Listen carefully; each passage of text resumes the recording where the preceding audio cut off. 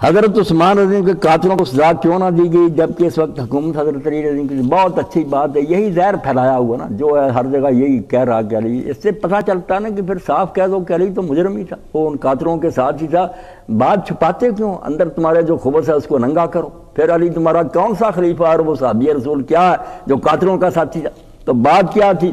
حضرت عثمان رضی اللہ عنہ کے قاتل جو تھے نا، ان کے بارے میں مسئلہ بہت پیچیدہ تھا۔ لوگ تو بیٹھے نا جیسے قاتل ہے سامنے مار دو اس کو، قاتل ایک نہیں تھا، وہ بغاوت ہوئی تھی۔ ہر علاقے میں لاکھوں لوگ تھے جو کھڑے ہو گئے تھے، بصرہ بھرا ہوا تھا، کوفہ، مصر، شام، سارے تو حضرت عثمان کے خلاف اٹھ کھڑے ہوئے تھے۔ اگر اتنی سرسری بات ہوتی، مدینہ میں مارا گیا، کربلا نہیں کہ جنگل ہے اور ایک بے اختیار آدمی خلیفہ ہے، 40,000 فوج ہے اس کے پاس مدینہ میں انصار اور مہاجرین کی۔ یہ جو کہتے ہیں حضرت حسین حق پر ہوتے، صحابی نہ اٹھتے، اس وقت تو 5-10 سے زندہ بوڑھے، جب 40,000 مدینہ میں تھے انہوں نے کیوں نہیں بچایا؟ اور کیوں جنازے میں نہیں گئے؟ اگر کو بے بس کر دیے تھے 600 نے تو صحابہ کیا رہے؟ پھر دو تعریفیں کرتے ہو، دنیا اٹھتے تھے، 600 نے ڈوا رہی ہے، اور اگر کو وہ ناراض تھے تو بات تو خراب ہو گئی پھر کہ وہ سارے حضرت عثمان سے ناراض تھے۔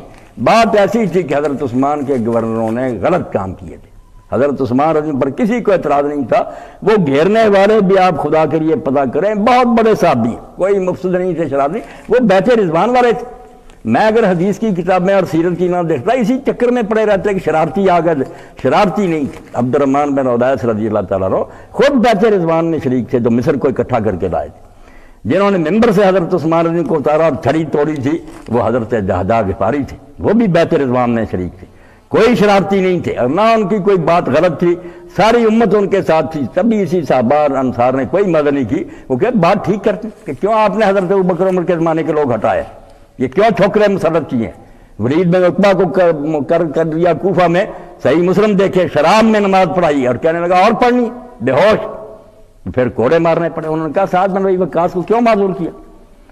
جب حضرت عثمان نے یہ تقریر فرمائی کہ میں نے کنواں خرید کر دیا، میں نے مسجد میں اب آگے جو انہوں نے کہا صحابی تھے وہ کوئی نہیں بیان کرتا۔ انہوں نے کب کہا کہ آپ نے یہ چیزیں نہیں کی؟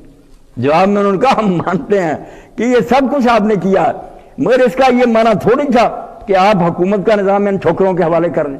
وہ پرانے صحابی کیوں ہٹائے؟ صرف ایک بات پر وہ ہوتے تھے کہ وہی لگاؤ جو ابوبکر، نہ کوئی سبائی، نہ کوئی شرارتی، کچھ نہیں تھا، اسی لیے لوگوں نے آپ کی مدد نہ کی۔ اور قاتل جو تھے، جب بغاوت ہوتی نا بیٹا، اب شریعت میں 2 مسئلے، یہ باغی بغاوت کے زمانے میں قتل کر دے، مال لوٹ لے، برباد کر دے، بغاوت چھوڑ دینے کے بعد جب وہ سرنڈر کر دے اس کے خلاف کوئی کیس نہیں ہوتا۔ مگر اس مسئلے کو علی سمجھتا تھا، لوگوں کو کیا سمجھائے؟ لوگوں کو تو یہ تھا قتل ہو گیا، قتل ہوا، قتل عام بندہ کرے کسی کو، میں آپ کو ماروں، قصاص ہے۔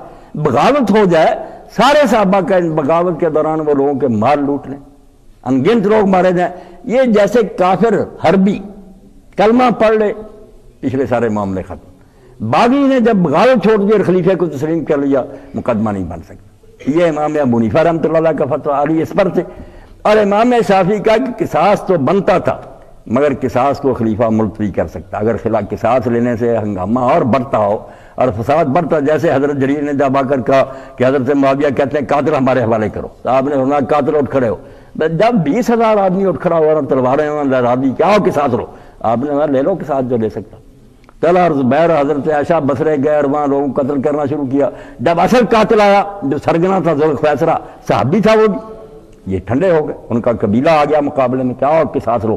تو حضرت علی نے لکھا کیا وہ لو نا قصاص ہے، اٹھے جو تھے قصاص، ذوالخویسرہ کو لو قصاص، اور اگر کہتے قبیلہ آ گیا تو میری طرف نہیں دیکھتے کہ پوری سلطنت باغی ہوئی ہوئی ہے اور حضرت عثمان کے خلاف، کس سے میں قصاص ہوں؟